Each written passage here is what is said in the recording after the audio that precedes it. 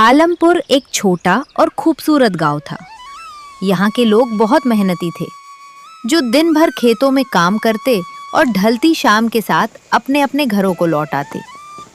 इसी गांव के एक किनारे पर एक छोटा सा ढाबा था, जिसके मालिक का नाम था मुन्ना लाल। मुन्ना लाल का एक छोटा सा परिवार था। उसकी पत्नी चंपा और उनकी 8 साल की प्यारी बेटी सीमा। मुन्ना लाल हर सुबह उठकर सीधे अपने ढाबे पर चला जाता था। उसके हाथों की बनी फिश बिरयानी का स्वाद ऐसा था कि जो एक बार खा ले तारीफ किए बिना नहीं रह पाता। एक दिन ढाबे पर कोई ग्राहक नहीं आया था। मुन्ना लाल उदास होकर हाथ जोड़कर खड़ा हुआ। हे भगवान, आज सुबह से एक भी ग्राहक नहीं आया। कम से कम एक ग्राहक तो भेज दो ताकि दिन की शुरुआत हो सके। मुन्ना लाल अभी भगवान से प्रार्थना कर ही रहा था कि तभी उसकी दुकान पर गांव के संतोष और उनकी पत्नी मालती आ पहुंचे। दोनों के बीच अक्सर किसी न किसी बात को लेकर बहस चलती रहती थी। मुन्ना लाल ने उन्हें देखते ही मुस्कुराकर स्वागत किया। अरे आइए आइए संतोष भैया, आइए मालती भाभी, बैठिए, गर्मा गर्म फिश बिरयानी खाइए और मन खुश कीजिए। यार मुन्ना लाल, जिंदगी में बहुत किचकिच हो गई है भाई। मेरी बात मानो तो तुम्हें शादी ही नहीं करनी चाहिए थी, सुकून से जिंदगी कटती। अरे संतोष भैया, मेरी तो शादी भी हो चुकी है और 8 साल की एक प्यारी सी बिटिया भी है। अरे संतोष जी, शादी इनके लिए तो बहुत अच्छी बात है ना। खुद तो कमाने का ठिकाना नहीं, एक दिन कमाएंगे और 10 दिन घर बैठकर खाएंगे। इनके लिए तो जिंदगी मजे में ही कटेगी ना। मैं रोज मेहनत करता हूँ, रात दिन पसीना बहाता हूँ, फिर भी इंसान की मेहनत में लोग कमी निकाल ही देते हैं। अब आप ही बताइए मुन्ना भैया, अगर दिन भर की मेहनत के बाद घर में सुकून की रोटी ना मिले तो क्या वो घर अच्छा लगता है? अरे भाई, तुम दोनों मेरी दुकान पर आकर क्यों बहस करने लगे? मैंने तो भगवान से ग्राहक मांगे थे, तुम दोनों आए भी तो आपस में लड़ने लगे। बहस छोड़ो, इतनी देर क्यों लगा रहे हो? एक प्लेट फिश बिरयानी लगाओ भी अब। ये लीजिए भैया, गर्मा गर्म बिरयानी। संतोष बिरयानी का एक चम्मच खाते ही मालती की तरफ देखता है। देखो मालती, कुछ सीखो मुन्ना लाल से, क्या लाजवाब बिरयानी बनाता है। मुन्ना लाल भाई, तुम्हारे हाथों में तो जादू है। तारीफ के लिए शुक्रिया भैया, पर अब आप दोनों यहाँ बहस मत कीजिए। मेरे पैसे दीजिए और आराम से घर जाइए। संतोष तुरंत पैसे देता है और अपनी पत्नी के साथ वहां से चला जाता है। संतोष और मालती के जाने के थोड़ी ही देर बाद गांव का जमींदार अपने एक नौकर और पुलिस इंस्पेक्टर के साथ मुन्ना लाल के ढाबे पर आ धमका। जमींदार को पुलिस के साथ देखकर मुन्ना लाल चौंक गया। अरे जमींदार साहब, आइए आइए, आज तो आप पूरी फौज के साथ आए हैं। लगाऊं क्या सबके लिए एक एक प्लेट बिरयानी? मुन्ना लाल, मैं यहाँ तुम्हारी बिरयानी खाने नहीं आया हूँ। लगता है तुम अपनी हैसियत भूल रहे हो। जमींदार साहब, आप ये क्या कह रहे हैं? मैंने तो हमेशा आपकी इज्जत की है और जो बन पड़ा आपके लिए किया है। अब मुझसे क्या गलती हो गई? ये तुम्हारा ढाबा है ना? क्या तुम्हारे बाप ने तुम्हें ये खरीद कर दिया था? इसमें तुम्हारे बाप का पैसा लगा है क्या? जमींदार साहब, अपनी भाषा संभाल कर बात कीजिए। मेरे पिताजी पर मत जाइए। आपको जो कहना है साफ साफ कहिए। इंस्पेक्टर साहब, पूरे 1 साल हो गए हैं। इसने मुझसे 10,000 रुपए उधार लिए थे, लेकिन आज तक 1 रुपया वापस नहीं लौटाया। जब भी इसके घर पैसे मांगने गया तो एक ही बहाना, अगले महीने दे दूंगा, इस महीने दे दूंगा। ये मुझे 1 साल से बेवकूफ बना रहा है। जमींदार साहब, आपकी बात सुन ली, अब मुझे बात करने दीजिए। क्यों भाई मुन्ना लाल, जब पैसे लेने होते हैं तब तो जमींदार साहब के घर के 10 चक्कर काटते हो, और जब लौटाने की बारी आई तो सब भूल गए। नहीं साहब, ऐसी बात नहीं है। मैंने 1 साल का वक्त मांगा था और 1 साल पूरा हो गया है, ये मैं मानता हूँ। लेकिन इस महीने की आखिरी तारीख तक मैं पैसे चुका दूंगा। अभी थोड़ा धंधा मंदा चल रहा है साहब। मौसम भी ऐसा है, कभी बारिश हो जाती है तो कभी धूप। जैसे ही थोड़ा थोड़ा पैसा इकट्ठा होगा मैं सब चुका दूंगा। थोड़ा थोड़ा करके चुकाएगा? मुझे मेरा पूरा पैसा एक साथ चाहिए। इंस्पेक्टर साहब, इसे साफ साफ कह दीजिए, अगर ये पैसे नहीं दे सकता तो ये ढाबा खाली करे और यहाँ से चला जाए। हाँ, जमींदार साहब सही कह रहे हैं। सुनो मुन्ना लाल, अगर तुम अभी पैसे नहीं लौटा सकते तो तुम्हें ये ढाबा छोड़ना पड़ेगा, और अगर ढाबा नहीं छोड़ोगे तो तुम्हें जेल चलना पड़ेगा। अब तुम खुद ही फैसला कर लो। इंस्पेक्टर साहब, आप तो कानून के रखवाले हैं, थोड़ा तो रहम कीजिए। ये रहम दिखाने का बाल, जो करना है जल्दी करो। ठीक है जमींदार साहब, लीजिए, संभालिए अपना ढाबा। आप इसी में खुश रहिए, मैं अपने घर जा रहा हूँ। मुन्नालाल उदास मन और झुकती नजरों के साथ अपने ढाबे की चाबियां वहीं छोड़कर सीधा अपने घर की तरफ निकल पड़ा। जब वो घर पहुंचा तो उसके चेहरे पर हवाइयां उड़ रही थीं। उसके उदास चेहरे को देखकर उसकी पत्नी चंपा घबरा गई। क्या हुआ जी? आप अचानक इस तरह घर वापस कैसे आ गए? आपके चेहरे पर इतनी उदासी क्यों है? सब कुछ बर्बाद हो गया चंपा, सब कुछ खत्म हो गया। आज हम हार गए। पापा, क्या हुआ? आप इतने परेशान क्यों हैं? हमें बताइए ना। बेटी, तुम्हारी साइकिल अब नहीं आ पाएगी। लगता है भगवान को भी यही मंजूर था। जी, आप खुलकर बताएंगे कि हुआ क्या है, बात क्या है? जो पैसे मैंने जमींदार साहब से उधार लिए थे, उसके बदले उन्होंने मेरा ढाबा छीन लिया। अब मेरी हिम्मत पूरी तरह टूट चुकी है चंपा। अब मैं आगे कुछ नहीं कर सकता।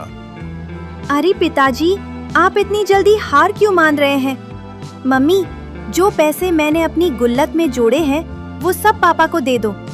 पापा उससे एक नया ठेला खरीद लेंगे और फिर से अपनी मेहनत से काम शुरू करेंगे। हाँ जी, हमारी बेटी बिल्कुल सही कह रही है। हमें हिम्मत नहीं हारनी चाहिए। ये पैसे पकड़िए और बाजार जाइए। वहाँ से एक नया ठेला, किराना का सामान और ताजी मछलियाँ खरीद लाइए। कल सुबह से आप फिर से ठेला लगाना शुरू कीजिए। पर चंपा, जमींदार बहुत ही दबंग और खराब इंसान है। अगर उसका कर्ज चुकाए बिना मैंने अलग से ठेला लगाया तो वह फिर गुस्सा करेगा और आकर हमें परेशान करेगा। जी, आप एक स्वाभिमानी इंसान हैं। किसी के डर के साए में जीना छोड़ दीजिए। आप बस हिम्मत कीजिए और आगे बढ़िए। कुछ नहीं होगा, मुझ पर विश्वास रखिए। जब आप खुद हिम्मत दिखाएंगे तो गांव के बाकी लोग भी आपके समर्थन में खड़े होंगे। ठीक है चंपा, लाओ पैसे दो। मुन्नालाल तुरंत पैसे लेता है और बाजार की तरफ निकल जाता है। बाजार से वह एक मजबूत ठेला, जरूरत का सामान और तालाब के किनारे से ताजी मछलियां खरीदकर घर लौट आता है।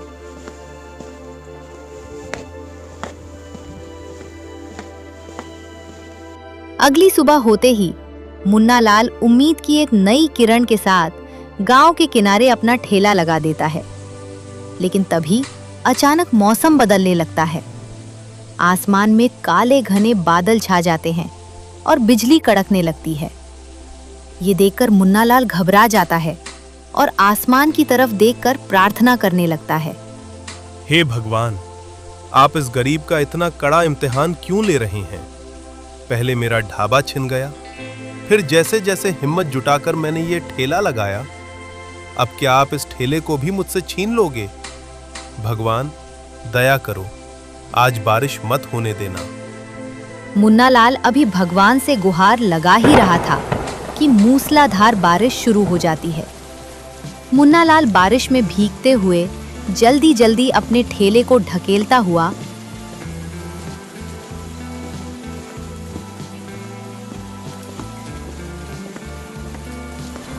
गांव के एक बड़े से बरगद के पेड़ के नीचे ले जाकर खड़ा कर देता है।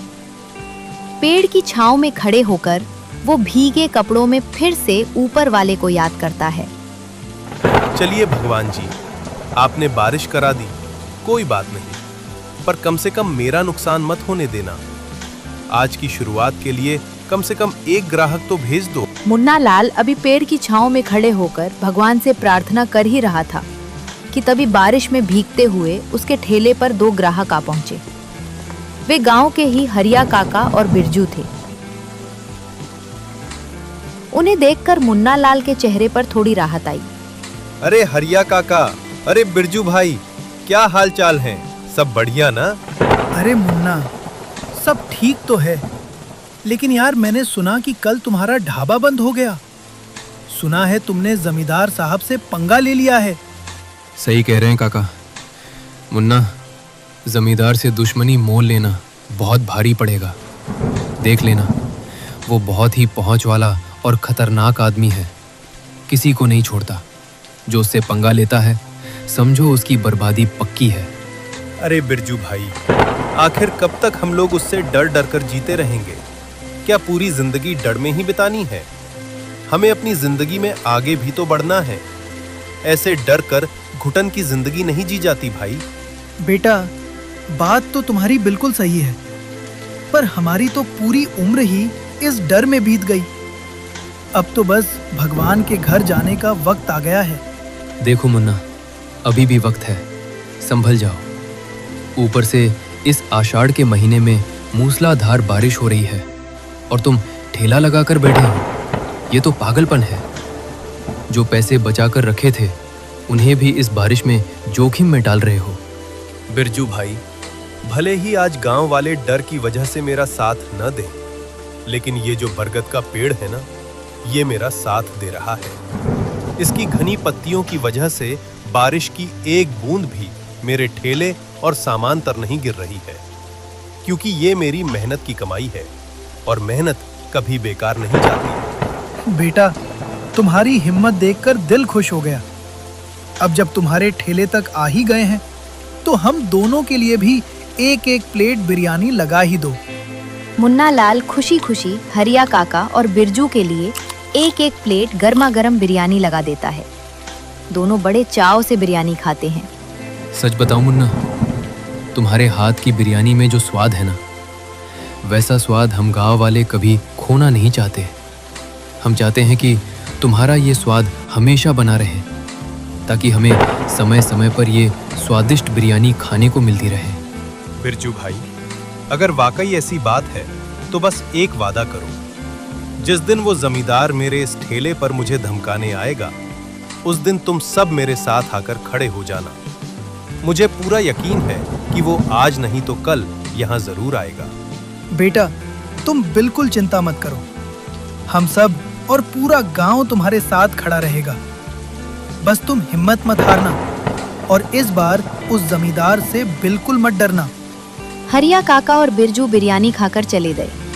उसके बाद मूसलाधार बारिश और तेज हो गई। मुन्ना लाल काफी देर तक ग्राहकों का इंतजार करता रहा, लेकिन कोई नहीं आया। शाम होते होते वो उदास मन से अपना ठेला लेकर घर लौट आया। चंपा, आज तो बहुत भारी नुकसान हो गया। अगर रोज ऐसे ही नुकसान होता रहा तो हम तो पूरी तरह से सड़क पर आ जाएंगे। जी, आप ऐसे हिम्मत मत हारिए, धीरज रखिए, कुछ गलत नहीं होगा।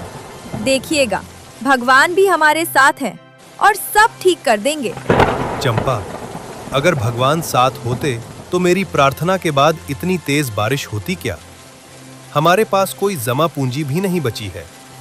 तुम ही बताओ, अब हम उस दबंग जमींदार का मुकाबला कैसे करेंगे? जी, आप दिन भर के थके हारे हैं। अभी शांत मन से आराम कीजिए और सो जाइए। जो होगा हम कल सुबह देखेंगे। उसने सारा सामान तैयार किया और फिर से उसी बरगद के पेड़ के नीचे अपना ठेला ले जाकर खड़ा कर दिया। इस बार उसके चेहरे पर डर नहीं, बल्कि अपनी मेहनत पर भरोसा था। वो बुलंद आवाज में चिल्लाकर ग्राहकों को बुलाने लगा। आइए आइए भाइयों, गर्मा गर्म जायकेदार फिश बिरयानी खाइए। शुद्ध और स्वादिष्ट बिरयानी। आइए भाइयों। मुन्ना लाल अभी बरगद के पेड़ के नीचे जोर जोर से आवाज लगा ही रहा था कि तभी जमींदार का खास नौकर पंकज अकड़ता हुआ उसके ठेले के पास आ पहुंचा। पंकज को देखते ही मुन्ना लाल समझ गया कि ये कोई नया बखेरा खड़ा करने आया है।